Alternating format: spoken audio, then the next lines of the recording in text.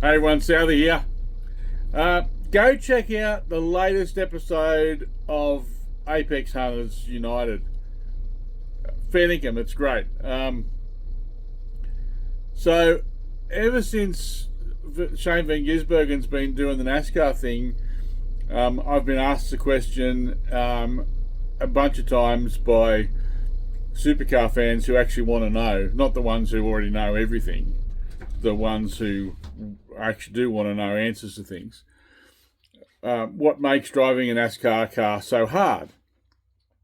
And I've struggled to answer that question, and I always sort of focus on the technical side of the driving of the cars, on how hard it is because your braking markers and where you turn in changes all the time during the race. Nothing stays the same, and which makes the driving of the car so difficult.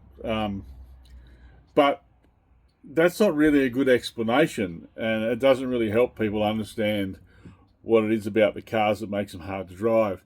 But Marcus Ambrose on Apex Hunters does a brilliant job of describing what makes them hard to drive and what makes them different to drive than driving a square car that's set up for a road racing car.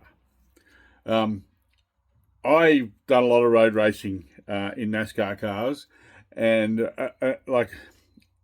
this is a really misunderstood thing. A road racing NASCAR car is a really nice car to drive.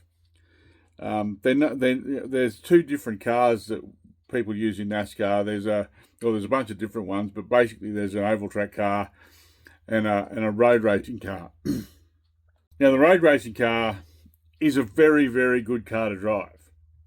So when ignorant people who don't know say they only go in one way, they don't know what they're talking about, because the road racing car's got a different front clip, a different rear clip, a different diff center, a different whole rear end is different, different front and upper lowers, different shocks, different springs, different steering box, different steering wheel, different everything, and they're really nice car to drive on road racing.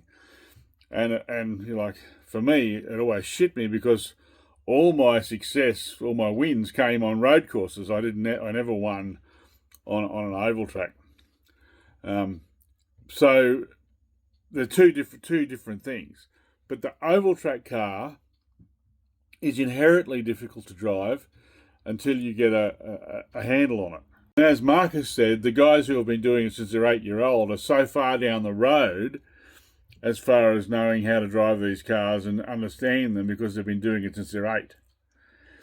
So go and have a listen to the whole episode. You got to listen to the whole episode's great. Marcus Ambrose is unreal. Like, his attitude, his demeanor, everything about the guy is great. Like, his time in America gave him an edge in every aspect of motorsport, and how he came back and what he is today. And I'm sure he would admit that he learnt so much over there.